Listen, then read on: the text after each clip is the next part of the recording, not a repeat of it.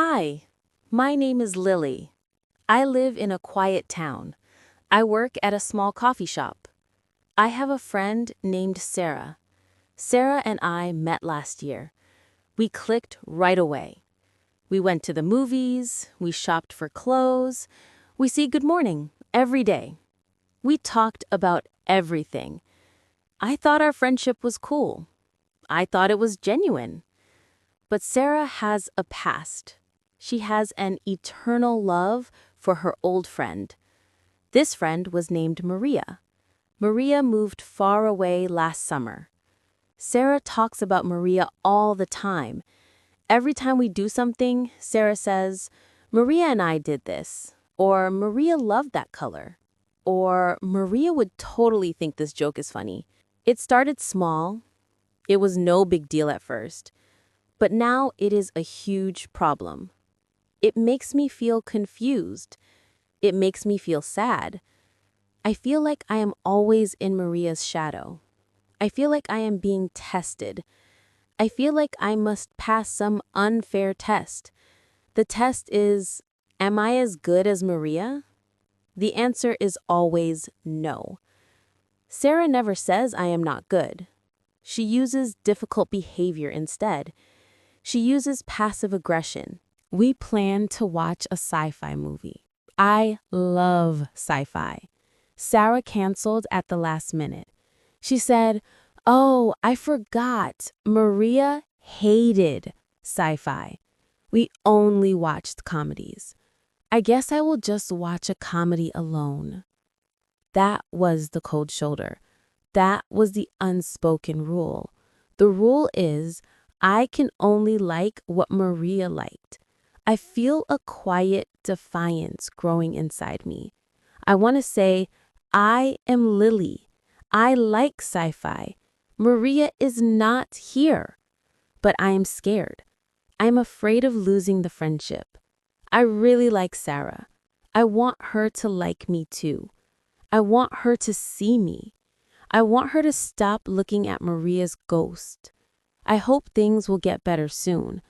I hope Sarah will stop her emotional coldness. I hope she will see the friend right in front of her. This comparison makes my heart hurt. It is a real bummer. I try to be a good gal. I try to be chill. I try to be patient with Sarah's eternal love for her past. The tension was getting worse every week. Last Friday, we went out to eat. We went to a new Thai restaurant. It was a cool place. I was excited to try the spicy noodles.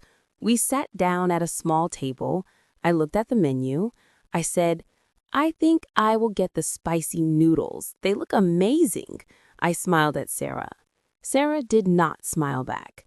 She looked down at her menu. Her face was flat. It was the emotional coldness look.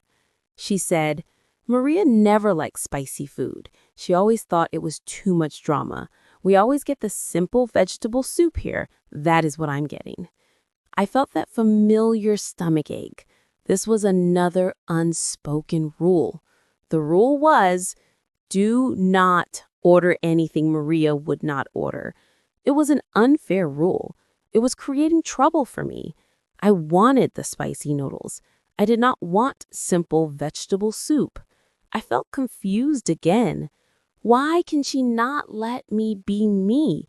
Why does she always bring up Maria's preferences? I took a deep breath. I thought, it's no big deal. Just get the soup, Lily. Do not cause a fight. But the quiet defiance was stronger this time. I was tired of being passive. I was tired of giving in to her past friend. I said, "I understand, Sarah, but I really want the spicy noodles. I will just get them for myself." I tried to sound chill and calm. Sarah looked up slowly. Her eyes were serious.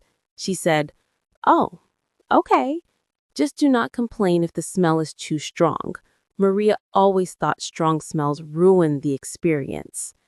This was passive aggression at its best. She was not directly attacking me. She was using Maria's ghost to make me feel guilty. The rising tension was huge. I wanted to scream.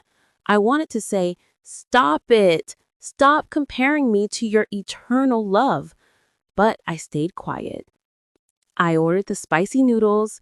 Sarah ordered the vegetable soup. We ate in silence. I could feel her coldness across the table. My noodles tasted good, but the guilt made them hard to swallow. She looked at her phone the whole time. She did not ask me one question about my week.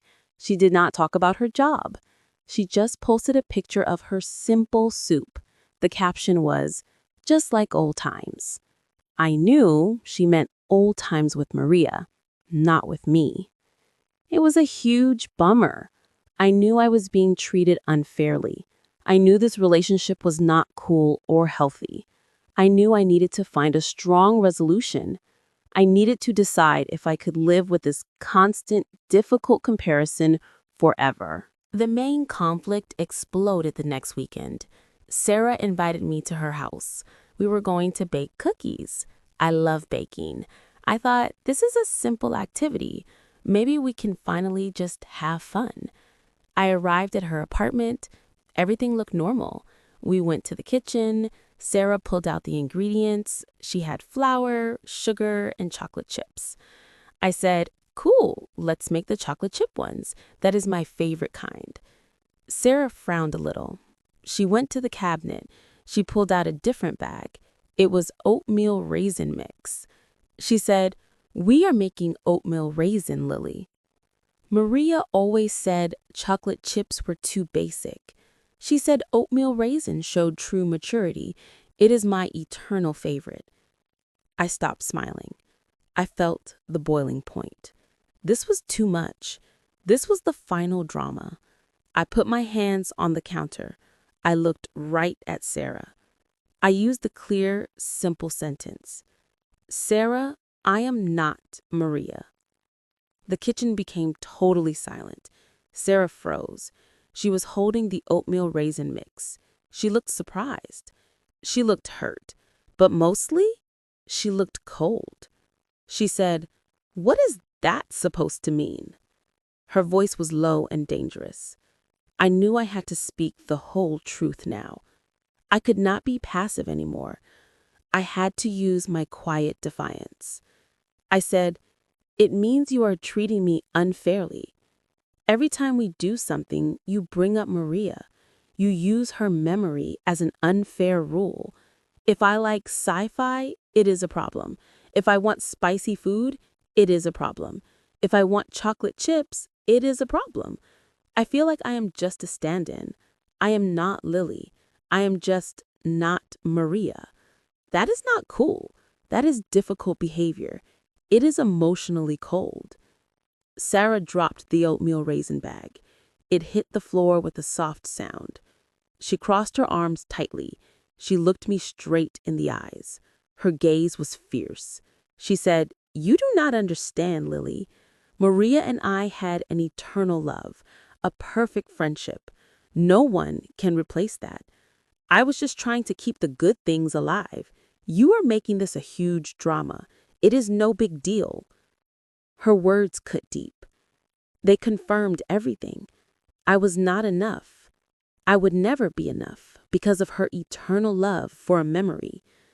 I felt a huge final wave of sadness. I realized the conflict was not about cookies or movies. It was about her refusal to accept reality. I turned toward the door. I grabbed my bag. I did not hesitate. I did not cry. I had found my personal resolution. I needed to protect myself from her emotional coldness. I stopped by the door. I spoke clearly again. "You are right, Sarah. We cannot replace Maria. But you cannot replace me either. I am walking away now. I deserve a friend who likes me for my own flavor. I like chocolate chips. I like sci-fi. I like me. You should think about why your eternal love is stopping you from seeing the people who are here today." I opened the door and walked out. I heard Sarah call my name once, but I kept walking fast. I did not look back at the apartment. I did not look back at the complicated, passive-aggressive drama. I walked all the way home. The walk was long. The air was cool. I felt the sadness of losing a friend, but I also felt a huge lightness. The confusion was totally gone. I was free from the test. I was free from the constant comparison.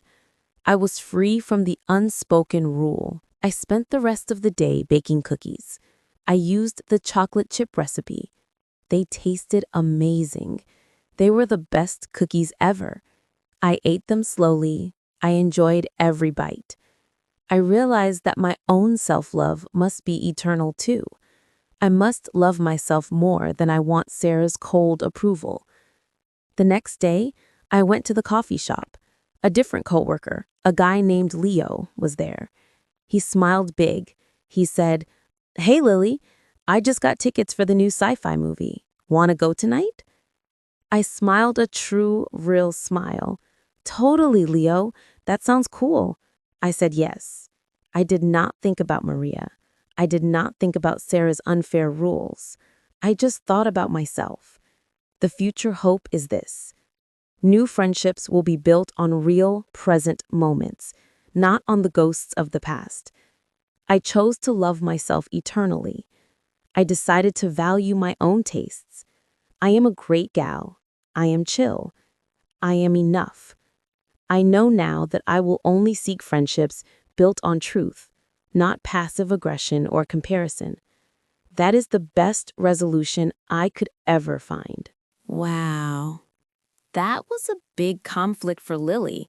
She had to face a friend who was emotionally cold because of an eternal love for someone else. Sarah used difficult behavior and unfair rules to keep Lily in Maria's shadow. But Lily found her quiet defiance. She stood up for her values. She walked away. That is super brave. That is a great personal resolution. You listened to this whole story. You did great work on your English listening practice. You learned simple subject-verb-object sentences. You are totally getting better every day. Please like this video if you think Lily was right to stand up to Sarah. Please subscribe for more English stories. What does Sarah need to do next to move past her eternal love for Maria? Tell me in the comments below.